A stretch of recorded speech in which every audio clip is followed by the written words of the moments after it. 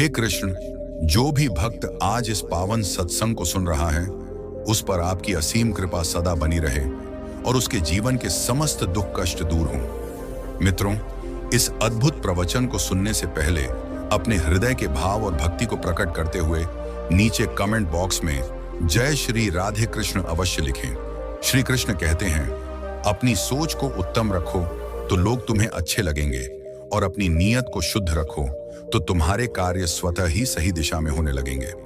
यह विचार हमारे आंतरिक संसार की नींव है। हमारी सोच ही हमारे बाहरी अनुभवों का निर्माण करती है और हमारी नीयत हमारे कर्मों को सही दिशा देती है। सकारात्मकता की शुरुआत स्वयं से ही करनी होती है, क्योंकि जैसे तिलक भी दूसरों को लगाने से पहले अपनी उंगली पर लगाया जाता है, वैसे ही अच्छाई का आरंभ भी खुद से ही होता है। यह आत्म परिवर्तन का पहला कदम है, जो हमें स्वयं और दूसरों के प्रति एक बेहतर दृष्टिकोण विकसित करने में मदद करता है। जीवन में कहां जाना है, किससे बात करनी है और कब रुकना है, यह समझना अत्यंत महत्वपूर्ण है। जहां सम्मान न हो वहां जाना नहीं, जो तुम्हारी बात न सुने उसे समझाना नहीं, जो सत्य पर भी रूठ जाए उसे मनाना नहीं, असमय आई हुई तकलीफ से घबराना नहीं और जो रिश्ता मौसम की तरह बदल जाए उस रिश्ते को दोबारा बनाना नहीं। ये सूत्र हमें आत्मसम्मान और विवेकपूर्ण संबंधों के महत्व को सिखाते हैं। संबंधों में अपेक्षाएं जितनी गहरी होती हैं, चोट लगने की संभावना भी उतनी ही अधिक होती है। जिस प्रकार कुएं का जल सभी फसलों को समान रूप से प्राप्त होता है, फिर भी करेला कड़वा, बेर मीठा और इमली खट्टी होती है। यह जल का नहीं, बीज का दोष है। ठीक इसी प्रकार ईश्वर हम सब के लिए समान भाग्य का विधान करते हैं, परंतु दोष हमारे कर्मों का होता है। इसीलिए इस संसार में अकेले ही प्रसन्न रहना सीखो और किसी से कोई अपेक्षा मत रखो। एक समझदार व्यक्ति कभी भी बदले की भावना नहीं रखता, क्योंकि वह जानता है कि परमात्मा उचित कर्मों और सही समय आने पर सबका हिसाब अवश्य करते हैं। जीवन में किसी का साथ कभी जबरदस्ती मत मांगना। यदि कोई स्वेच्छा से तुम्हारे साथ आता है तो उसकी खुशी कुछ और ही होती है। अपनी संगत का विशेष ध्यान रखें, क्योंकि सफलता सदैव उत्तम विचारों से आती है और उत्तम विचार उत्तम लोगों के सानिध्य से प्राप्त होते हैं। जब अकेले हो तो अपने विचारों पर नियंत्रण रखो और जब सबके साथ हो तो अपनी वाणी पर नियंत्रण रखो। कठिन समय में समझदार व्यक्ति समाधान खोजता है और कमजोर व्यक्ति बहाने। अग्नि का तो बस नाम ही बदनाम है, जलते तो यहाँ लोग एक दूसरे से हैं। भोजन में मिले विष का उपचार संभव है, परंतु कानों में गए विष का कोई उपचार नहीं होता। किसी आदत को यदि रोका ना जाए तो वह शीघ्र ही व्यसन बन जाती है। किसी को दुख देना भी एक आरण है, जो ब्याज सहित तुम्हें किसी और के हाथों अवश्य मिलेगा। मनुष्य अपने चेहरे को तो साफ रखता है, जिस पर सबकी दृष्टि होती है, परंतु अपने हृदय को कभी साफ नहीं रखता, जिस पर स्वयं भगवान की दृष्टि होती है। यदि बांटने को कुछ ना हो तो लोगों का दुख बांटो। रिश्तों को भी भूख लगती है, प्रेम परोस कर तो देखिए। भीड़ में सभी व्यक्ति अच्छे नहीं होते और अच्छे लोगों की कभी भीड़ नहीं होती। अपना दुख हर किसी को मत बताओ, क्योंकि दवा हर घर में हो ना हो, पर नमक हर घर में अवश्य होता है। यदि कोई तुम्हें नीचा दिखाना चाहता है तो इसका सीधा अर्थ है कि तुम पहले से ही उससे ऊपर हो। यह जीवन जीने के लिए मिला है, इसे लोग क्या सोचेंगे ये सोचने में व्यर्थ मत करो। किसी के बुरे समय में उसका हाथ थाम लो, सहारा दो, उसे हिम्मत दो, क्योंकि बुरा समय तो थोड़े समय में चला जाएगा, लेकिन वह व्यक्ति तुम्हें जीवन भर दुआएं देता रहेगा। मनुष्य प्रातः से सायंकाल तक कार्य करके उतना नहीं थकता जितना वह चिंता और क्रोध के एक क्षण में थक जाता है। अपने संबंध परमात्मा से मधुर बना लो तो तुम्हें किसी की आवश्यकता नहीं पड़ेगी। तुम स्वयं सबकी आवश्यकता बन जाओगे। सलाह देने तो हजारों आते हैं, लेकिन जब साथ देने की बारी आती है तो केवल ईश्वर ही आते हैं। जीतने के बाद तो सारी दुनिया गले लगाती है, लेकिन जो आज तुम्हारे विरुद्ध हैं वे कल तुम्हारे साथ हो सकते हैं। बिना स्वार्थ के कोई तुम्हारी इज्जत नहीं करेगा, लेकिन स्वयं को इतना सक्षम बना लो कि लोग बिना स्वार्थ के भी तुम्हारा सम्मान करें। भगवान कहते हैं, सोने से पहले तुम सबको क्षमा कर दिया करो और तुम्हारे जागने से पहले मैं तुम्हें क्षमा कर दूंगा। ईश्वर ऑक्सीजन के समान है, जिन्हें तुम देख नहीं सकते, लेकिन उनके बिना तुम रह भी नहीं सकते। कोई और तुम्हारी सहायता नहीं कर सकता, अपनी सहायता स्वयं करो। तुम स्वयं के सबसे अच्छे मित्र हो और सबसे बड़े शत्रु भी। इंसान तब समझदार नहीं होता जब वह बड़ी बड़ी बातें करने लगे बल्कि समझदार तब होता है जब वह छोटी छोटी बातों को समझने लगे। तुम किस समय सही थे इसे कोई याद नहीं रखता, लेकिन तुम किस समय गलत थे ये सब याद रखते हैं। सभी दुख दूर होने के बाद ही मन प्रसन्न होगा, यह तुम्हारा भ्रम है। मन को प्रसन्न रखो, सभी दुख दूर हो जाएंगे, यही सत्य है। किसी व्यक्ति की कोई बात बुरी लगे तो दो तरह से सोचो। यदि व्यक्ति महत्वपूर्ण है तो बात को भूल जाओ, और यदि बात महत्वपूर्ण है तो व्यक्ति को भूल जाओ। रिश्तों का संबंध केवल रक्त से नहीं होता। जो मुसीबत में तुम्हारा हाथ थाम ले उससे बड़ा कोई रिश्ता नहीं होता।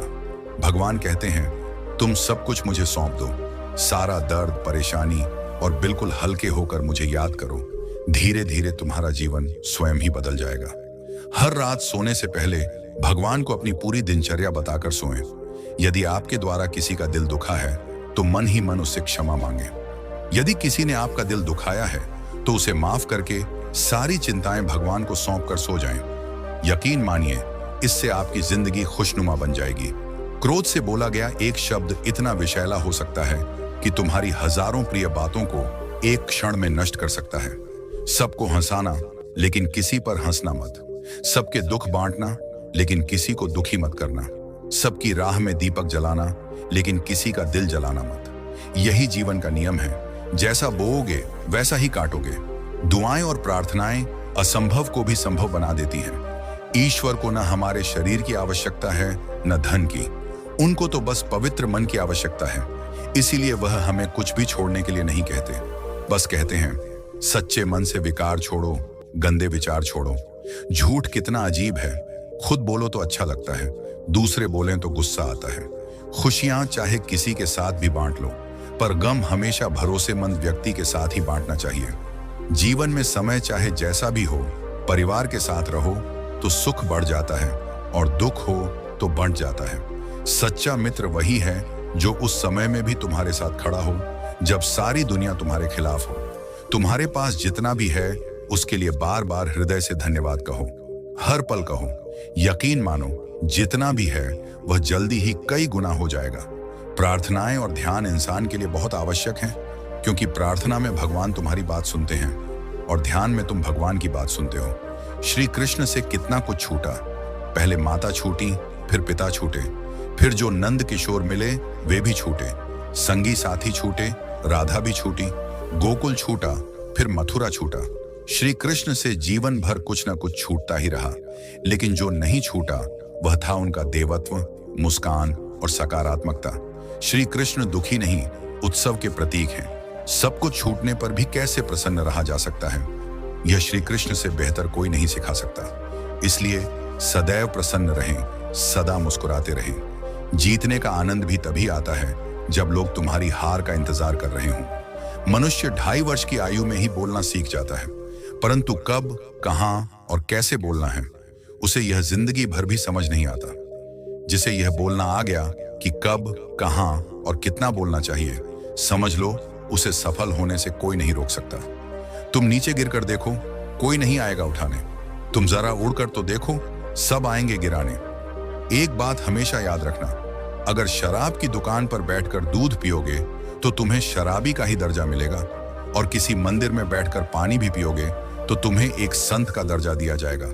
इसलिए तुम किसके साथ उठते बैठते हो यह बहुत मायने रखता है। जब जीवन की राह में कोई संकट आता है तो वह केवल पीड़ा देने नहीं बल्कि तुम्हें जगाने आता है। हर समस्या कोई सजा नहीं बल्कि वह एक सीख होती है जो तुम्हारे जीवन को किसी ऊंचाई पर पहुंचाने आती है। अब इसी बात को गहराई से समझने का प्रयास करते हैं। कई बार जीवन एकदम शांत और सरल चलता है, सब कुछ ठीक लगता है, कार्य, परिवार, रिश्ते, सपने, लेकिन एक दिन अचानक ऐसा कुछ घट जाता है जो हमारे पूरे अस्तित्व को झकझोर देता है। कोई अपना साथ छोड़ देता है, कोई सपना टूट जाता है, या कोई ऐसी स्थिति आ जाती है जिससे हम पहले कभी नहीं गुजरे थे। और फिर मन में एक ही प्रश्न उठता है, क्यों हुआ ऐसा मेरे साथ? उस क्षण में हम यह सोच भी नहीं पाते कि इस परिस्थिति के भीतर कोई सीख छिपी हुई हो सकती है। मगर सत्य यही है, हर समस्या के पीछे कोई ना कोई उद्देश्य होता है। जैसे वर्षा के बाद कीचड़ आता है, लेकिन उसी कीचड़ से कमल भी खिलते हैं, वैसे ही समस्याएं हमारे जीवन में गंदगी नहीं, परिवर्तन लाने आती हैं। जब तक जीवन में सब सहज होता है हम न तो स्वयं को पहचानते हैं न अपनी शक्ति को। लेकिन जब कोई समस्या आती है तब हमें स्वयं को देखने और समझने का अवसर मिलता है। हम सोचते हैं अब क्या करें, और उसी सोच से कुछ नया जन्म लेता है। कोई नया दृष्टिकोण, कोई नई राह, या स्वयं का एक नया रूप। मान लीजिए किसी विद्यार्थी को परीक्षा में बार बार असफलता मिलती है। बाहर से देखने पर यह एक समस्या है, लेकिन अगर वह रुक कर देखे तो हर असफलता ने उसे एक नई बात सिखाई। कभी यह कि उसे समय का सही उपयोग करना चाहिए, कभी यह कि रटना समाधान नहीं, समझना आवश्यक है, और कभी यह कि आत्मविश्वास गिर जाए तो सफलता स्वयं भी पास नहीं आती। अब वही विद्यार्थी जिसने पहले समस्याओं से डरकर हार मान ली थी, जब उन समस्याओं को सीख के रूप में देखता है तो वह आगे बढ़ता है, और एक दिन वहीं से उसकी जीत आरंभ होती है। ठीक ऐसा ही हर इंसान के साथ होता है। कोई रिश्ता टूट गया, कोई नौकरी चली गई, कोई सपना बिखर गया। ये सब घटनाएं बाहर से दर्द देती हैं, लेकिन भीतर से तुम्हें तुम्हारा सच्चा स्वरूप दिखाती है। जब तुम्हारा सहारा छीनता है तब तुम्हें यह समझ में आता है कि तुम्हारा असली सहारा कौन है, तुम्हारा स्वयं। जब दुनिया से उम्मीदें टूटती हैं तब आत्मा की गहराई में बैठा ईश्वर बोल उठता है, तू क्यों डरता है, मैं हूं ना। कभी किसी किसान से पूछिए जिसने सूखे में भी बीज बोया। वह कहेगा कि पहली बार जब वर्षा नहीं आई वह टूटा नहीं, उसने प्रतीक्षा की। दूसरी बार जब फसल खराब हुई उसने रोना नहीं चुना, उसने मिट्टी को फिर से जोता। और तीसरी बार जब बरसात हुई तो वही किसान जिसने हर विफलता को सहा सबसे अच्छी फसल काट लाया, क्योंकि उसने समस्याओं को अंत नहीं शुरुआत माना, और यही सोच उसकी जीत बन गई। दरअसल जीवन की सबसे बड़ी सच्चाई यही है कि जो भी हमारे साथ घटित होता है वह हमें कुछ सिखाने के लिए घटित होता है। यदि हम इसे एक दंड की तरह देखेंगे तो सदैव पीड़ित रहेंगे, लेकिन अगर उसे एक शिक्षक की तरह अपनाएंगे तो हर घाव ज्ञान बन जाएगा और हर आंसू अनुभव। इसलिए अगली बार जब कोई मुश्किल सामने आए तो स्वयं से पूछिए, ये मुझे क्या सिखाने आई है। और जब आप यह प्रश्न पूरे हृदय से पूछेंगे तो उत्तर अवश्य मिलेगा, और वह उत्तर ही आपकी अगली दिशा बनेगा। हर समस्या में कोई न कोई सीख छिपी है, बस उसे समझने की दृष्टि चाहिए। जीवन की सबसे गहरी बातें हमें किताबों से नहीं, अनुभवों से मिलती हैं, और अनुभवों में सबसे ईमानदार शिक्षक होती हैं समस्याएं। इसलिए उनसे डरिए मत, उनसे भागिए मत, उन्हें समझिए। और जब आप उन्हें समझ लेते हैं तो वही समस्याएं आपके जीवन की सबसे बड़ी पूंजी बन जाती हैं। यही है जीवन का रहस्य। हर कांटे के पीछे एक फूल है, और हर आंसू के पीछे एक संदेश। जो इसे जान लेता है वो कभी हारता नहीं, क्योंकि उसे पता होता है कि हार भी एक सिखाने वाला मोड़ है, मंजिल नहीं। समय का परम विधान और नए मार्ग। श्री कृष्ण कहते हैं, समय ही सबसे बड़ा विधाता है। जो आज तुम पर भारी है वो भी समय के साथ हल्का हो जाएगा। जो आज तुम्हें तोड़ रहा है वही कल तुम्हारा निर्माण भी करेगा। इसलिए समय पर विश्वास रखो, वो सबसे उत्तम उपचार है। जब कोई गहरी चोट लगती है, शारीरिक नहीं बल्कि भावनात्मक, तो हमें लगता है कि अब जीवन वैसा कभी नहीं होगा जैसा पहले था। लेकिन समय जैसे वो दुख लाया है वैसे ही उसे धीरे धीरे धो भी देगा। कोई भी भावना, चाहे वो प्रेम हो या पीड़ा, अनंत नहीं होती। वो आती है, कुछ सिखाती है और चली जाती है। जब हम दुख में होते हैं तब वो हमें तोड़ता है, लेकिन जब समय निकलता है तो हम पाते हैं कि उसी अनुभव ने हमें मजबूत बनाया, उसी दर्द ने हमें गहराई दी, और वही अनुभव अब हमारी सोच को परिपक्व बना चुका है। समय हर जख्म पर मरहम है, हर उलझन का समाधान है, और हर सवाल का जवाब भी। बस हमें धैर्य रखना होता है, और ये धैर्य तब आता है जब हमें विश्वास होता है कि ये भी बीत जाएगा। श्री कृष्ण कहते हैं, जब एक मार्ग अवरुद्ध हो जाता है तो उसका अर्थ ये नहीं कि अंत आ गया है, बल्कि ये संकेत है कि अब तुम्हें किसी और दिशा में चलना है। जो बंद हो गया है वो तुम्हारे लिए नहीं था, और जो खुलेगा वही तुम्हारे योग्य होगा। जीवन की सबसे सुंदर बात यह है कि ये कभी रुकता नहीं। चाहे जितनी भी कठिनाइयां आए, समस्याएं घेर लें, या चारों ओर से अस्वीकृति और इनकार मिले, ये सब कुछ भी स्थायी नहीं होता। लेकिन हम अक्सर ऐसा मान बैठते हैं कि एक रास्ता बंद हुआ तो अब कुछ नहीं बचा। हमारी आंखें उसी बंद दरवाजे को घूरती रहती हैं, और हम भूल जाते हैं कि वहीं कहीं पास में कोई खिड़की भी खुली है। कभी कभी ईश्वर भी हमें आवश्यकता से अधिक मौन में रखते हैं। वो हमारी प्रार्थना का उत्तर नहीं देते, क्योंकि वो हमें बाध्य करते हैं ये देखने के लिए कि वो आवाज बाहर से नहीं, भीतर से सुनाई दे। और जब हम खिड़की की ओर देखते हैं तो वह रास्ता दिखता है जो पहले हमारी आंखों से छिपा हुआ था। दोस्तों, आशा करता हूँ कि आपने इस वीडियो से बहुत सारी शिक्षाएं प्राप्त की होंगी। हम शीघ्र ही एक नए ज्ञानवर्धक वीडियो में मिलेंगे। तब तक अपना ध्यान रखिएगा। जय श्री राधे कृष्ण।